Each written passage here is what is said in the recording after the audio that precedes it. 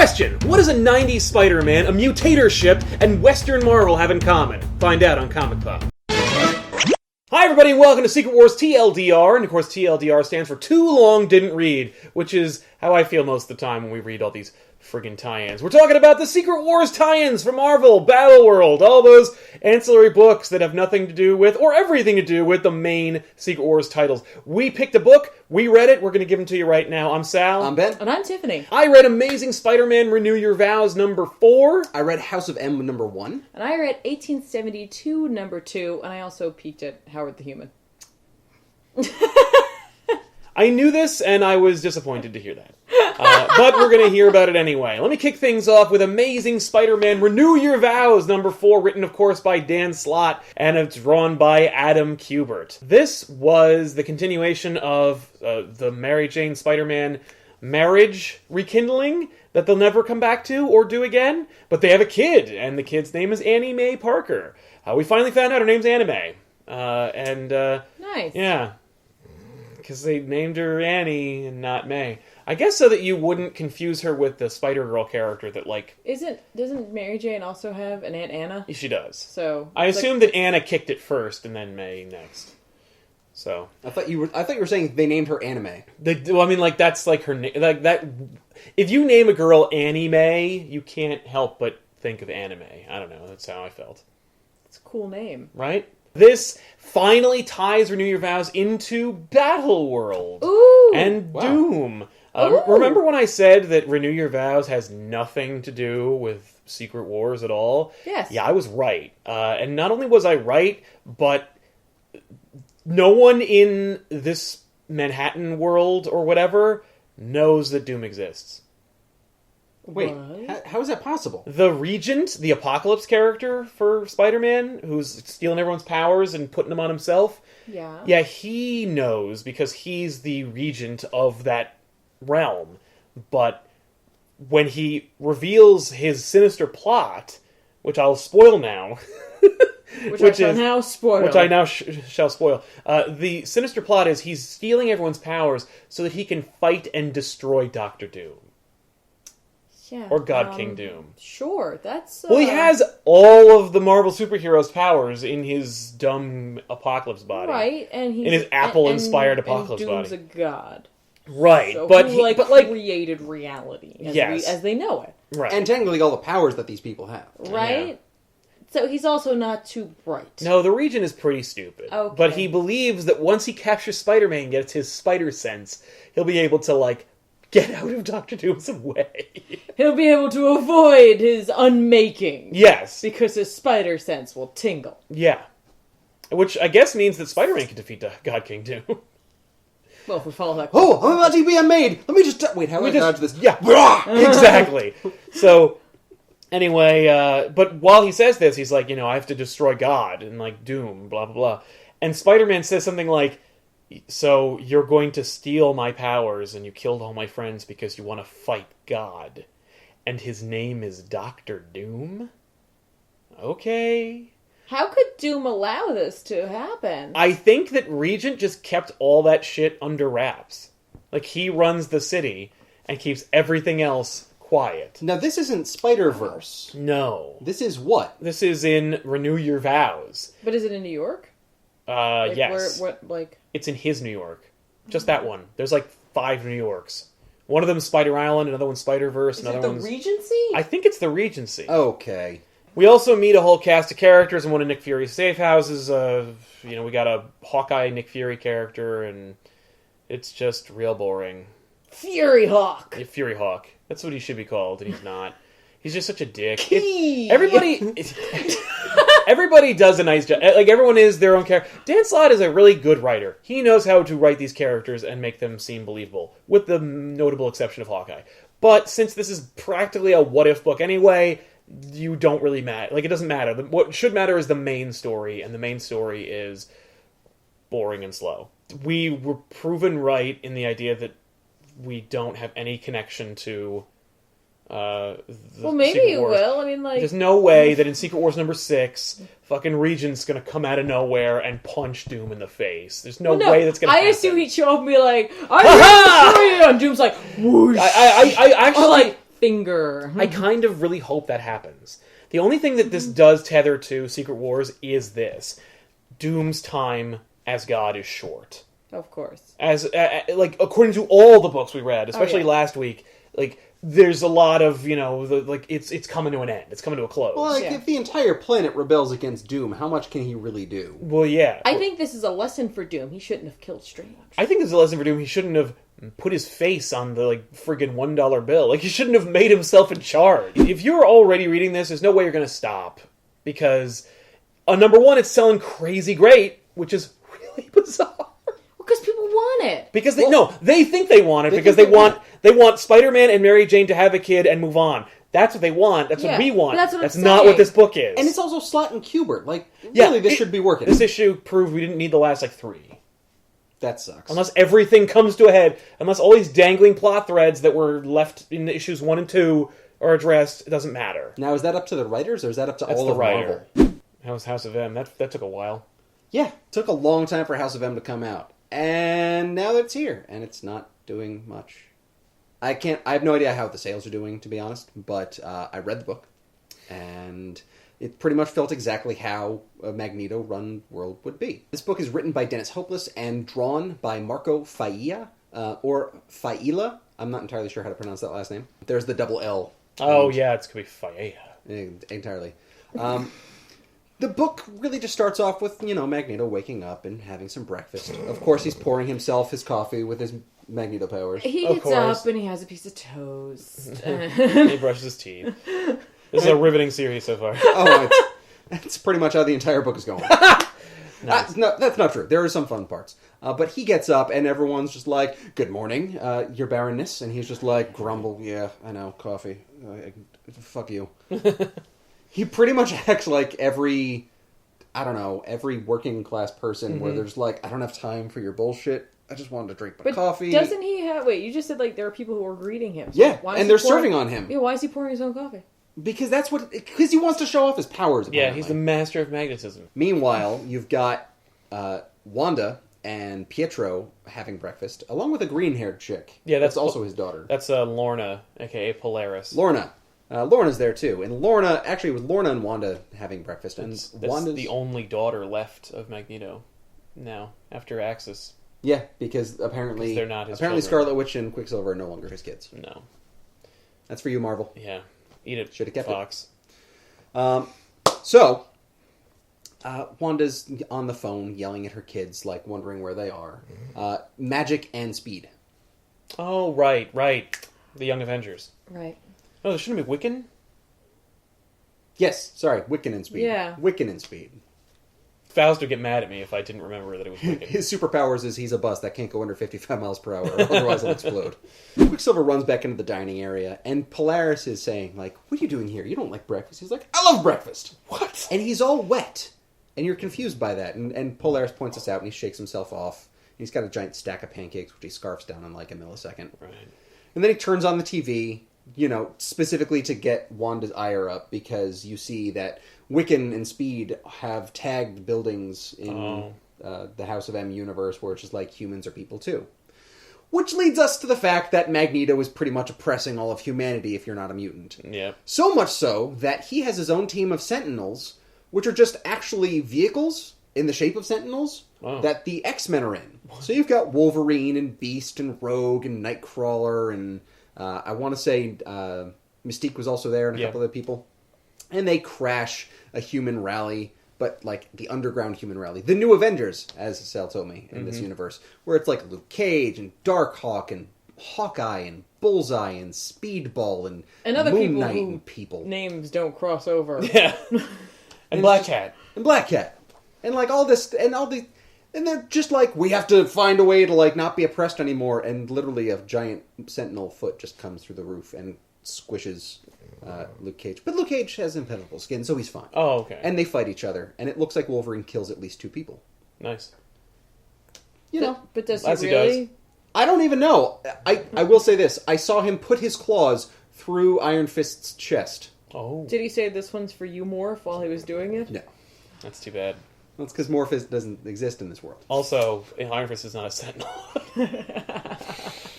Quicksilver is supposed to be doing these negotiations with Namor and the Atlanteans. Right. But for some reason, they can cross into the ocean. Like, I don't understand this. It's like he's crossing borders, but he's not crossing borders. Right, because it's the water. It's kind of like A-Force, because in A-Force they go in the ocean to, like, skirt the whole border crossing issue. Yeah. But it's I wonder if it's the same Namor. I assume the entire ocean here is Namor's even though realm. it doesn't connect in certain spots. Like, that's its own, down here's its own, up here's its own. Apparently, Quicksilver is betraying Magneto. Yeah. Well, he created House of M anyway. Yeah, and he's going to have, the Atlanteans attack. Oh, cool. I gave away the end of the book because it's dumb. That's fair. It sounds really not interesting. I do not recommend you pick up this book. Which is too bad, because it took them, like, 5 or 6 months to come out with it. I am imagining the comments now. I think that they'll be pretty much in Ben's favor. Really? Yeah. Okay. It's just, this book moved slow. The action was fun for the fight scene where the X-Men kicked some butt, and that was pretty much it. Yeah. So when you said they were on, like, Sentinels that were vehicles, do you mean that they're like cars, or they're like Zords? They're like Zords, only they're all in the head. Right. The head is the cockpit. So they're more like the Statue of Liberty and No, so then Ghostbusters, it is too. the Exactly. Zord. Oh, yeah. When the Power Rangers came together. Yeah, when they come together and they got the Megazord, they're all in the head. Yeah, it is like a Zord.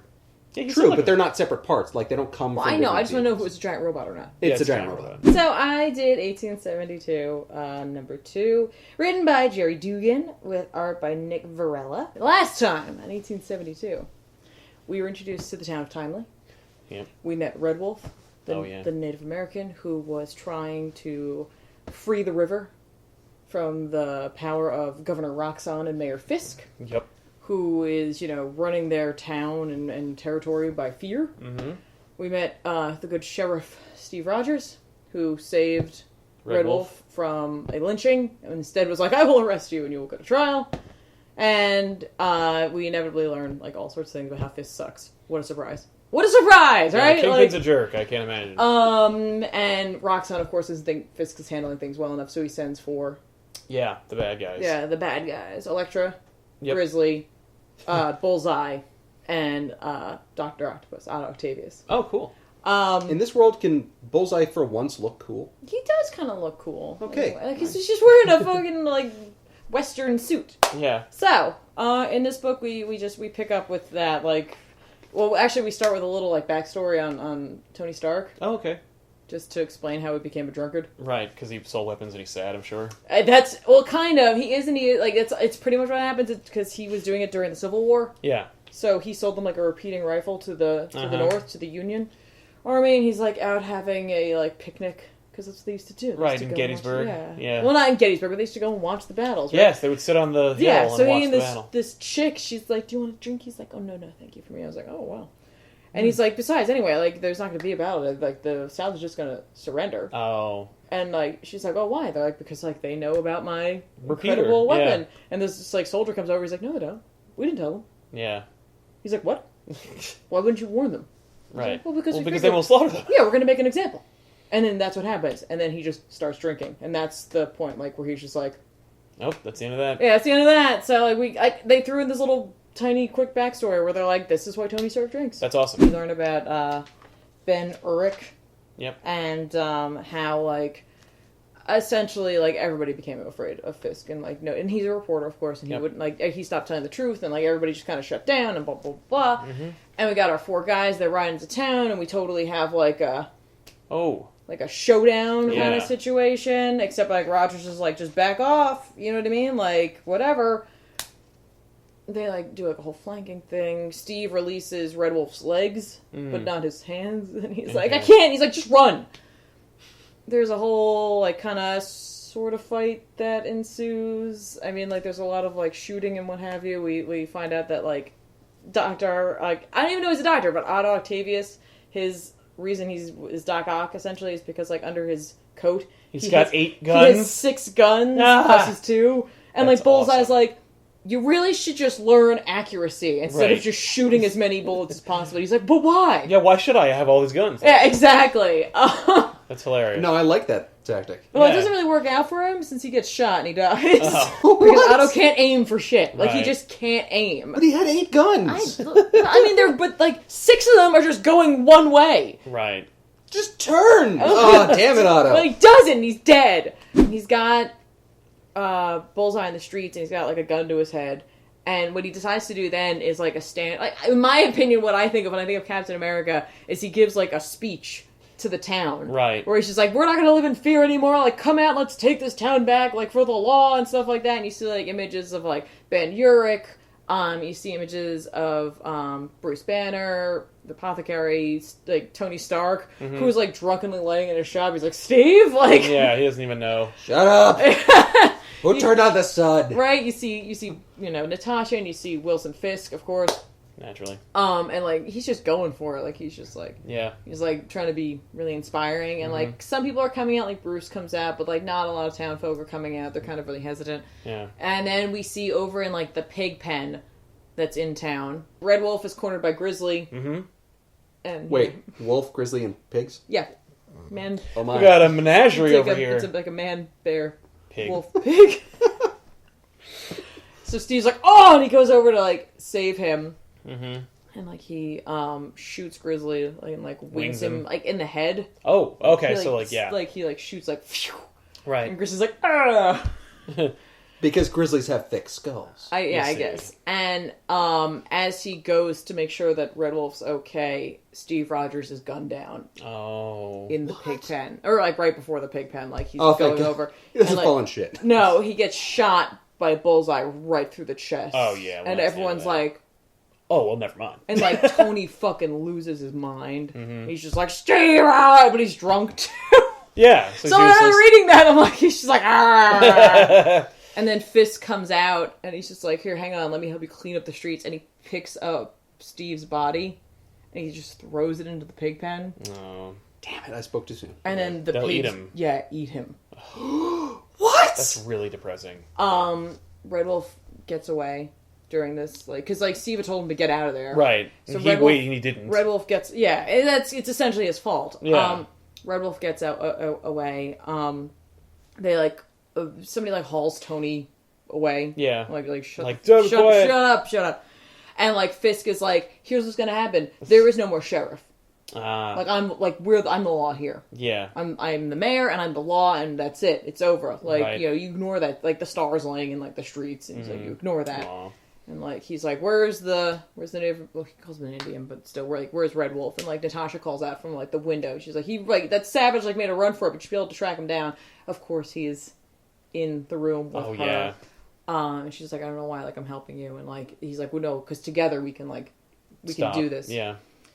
And we see like the riders like riding off now, right? And they pass this gypsy cart.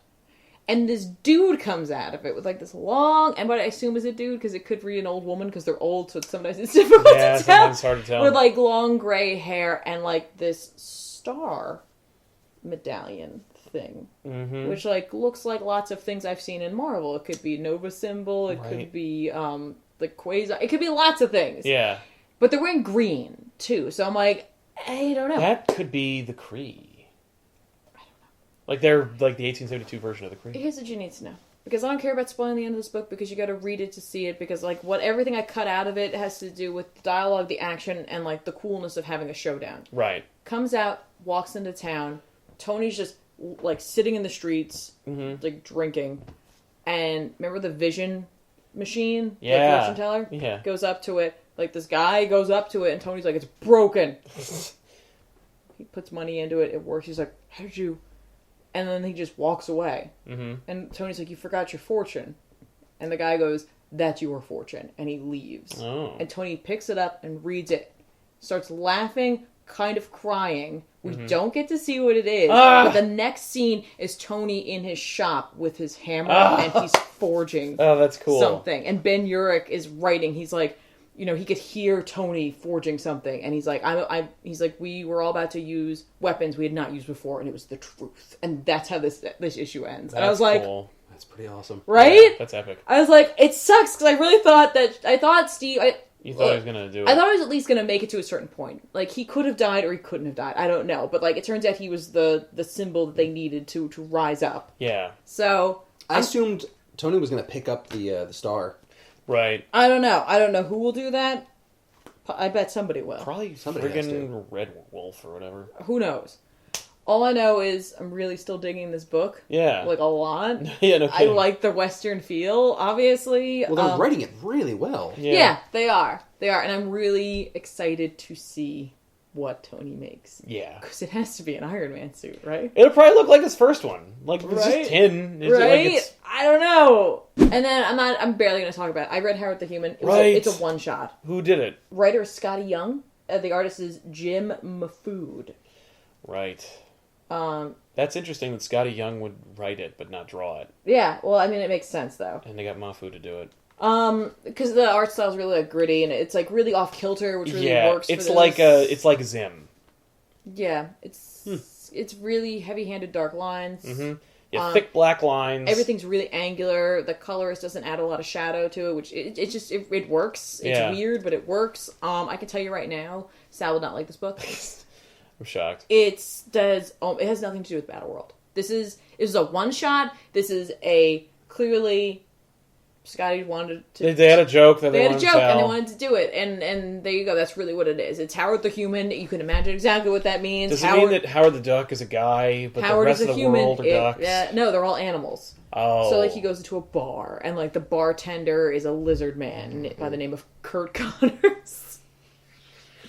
Is Spider-Man a pig? No, we don't meet Spider-Man. We run into Felicia. Okay, she's a cat. She's a black cat, yeah. Yeah, she is a black cat.